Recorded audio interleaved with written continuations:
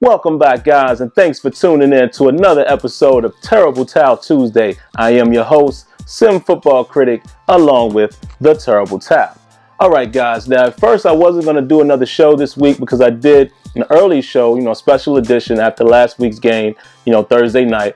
But I said, hey, I might as well do another show since it is Tuesday, get into that habit of letting you guys know that it will come out on each Thursday. And I'll do a keys to victory, so to speak. So I'll give my keys to victory, real quick video here, and let's go ahead and get started. Now, for a lot of you football fans, I'm sure you watched the game last night. I watched both games because I'm just that much of a football junkie, but I definitely wanted to look at the San Francisco game, since that is our next opponent, to see what we may have to do.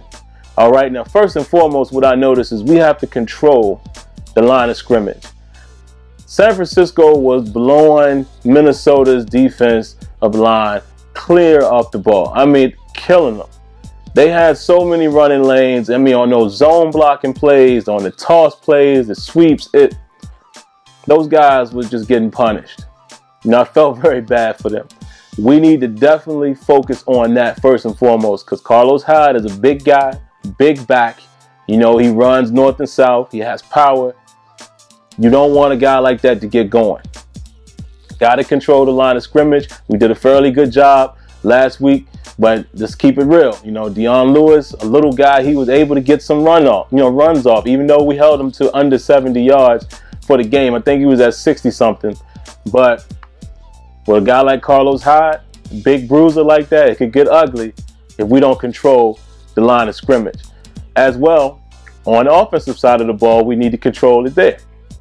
You saw a lot of blitzing coming from San Francisco. They called a great plan, and maybe because it's a fairly inexperienced quarterback, who knows? But then, they were blitzing the middle linebacker. A lot of times they sent Bowman up the middle, and then also the safety behind him, and they got to Teddy Bridgewater quite a few times. So we definitely need to control the line of scrimmage. And of course, guys, I know a lot of things that I'm saying is cliche, but you definitely got to point them out. Another thing we have to do is definitely contain Colin Kaepernick. This is not the same Colin Kaepernick that we've seen in prior years. He doesn't take off running immediately. He makes smarter decisions. And if you notice, even when he took off to run, a lot of those times he waited until that last second and he threw a pass over the defense to beat them, and he didn't run. Very smart. He runs very smart now. Very smart in his behavior. Kind of reminds me of, what you see from Russell Wilson. But then the times that he did run, he got what he needed, still has his speed, and he slid. Didn't take too many hits, except for that one hit that Harrison Smith put on him on the sideline. Thought he was going to take Kaepernick's head off, and he showed, his resilience and jumped right up. But that was a huge shot right there. But yeah, definitely got to control Kaepernick, because our Steelers, we are an aggressive defense. We cannot lose control of our gaps. You have to do your assignment. Also, in the secondary, I don't know. I don't know what's going to happen. I see that they're starting to go to Vernon Davis a little more. And that's, tight ends are killers to a defense, especially a defense that doesn't really have great safety play or what have you. And we haven't shown that. We know what Anquan Bolden is going to give us and some of those other guys, kind of quick. We don't know what Reggie Bush is going to do. He got dinged up a little bit.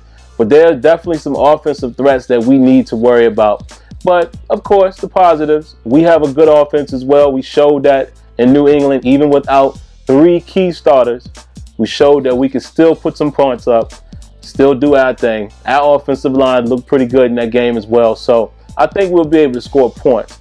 But it's going to come down to the old cliche again, defense. What will our defense do? Now, I'm very confident with guys like Ryan Shazier flying all over the field, making tackles. I'm sure Lawrence Timmons would do the same. But I need to see what we're going to do up front as far as controlling that line of scrimmage and try to get us a little bit of pass rush. So I'm expecting to see guys like Bud Dupree step it up, Jarvis Jones, guys like that, get to Kaepernick, make him make some bad decisions, but contain him at the same time. If we can do that, I think we may be able to walk out with a win, but I'm going to keep it honest. Looking at how San Francisco looked last night, it's going to be a very tough game for us. Maybe being at home, it's the season opener, that should give us a boost. But we're going to have to be very disciplined, which is something that we were not against New England, particularly in the secondary. So we're going to see. All right, guys. So that's it. That's all I got for you this week. I'm looking forward to this game, man. I'm hoping we can get in the win column, bring this thing back to 1-1. You know, I do not want to go down 0-2. But we'll see what we got, man. We have to keep it in perspective. This is a new defensive system, you know, new coordinator, new guys playing in different positions.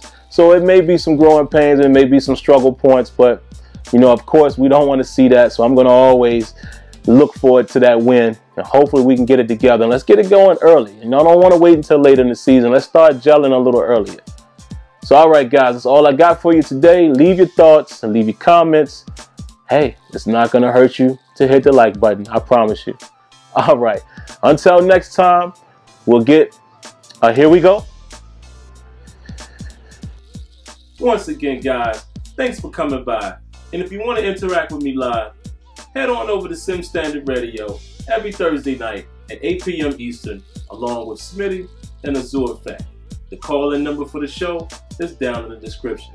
Now, of course, for more content, go ahead and click the link above. And before you go, don't forget to rate, comment, and subscribe. All right, guys. Until next time, lights out.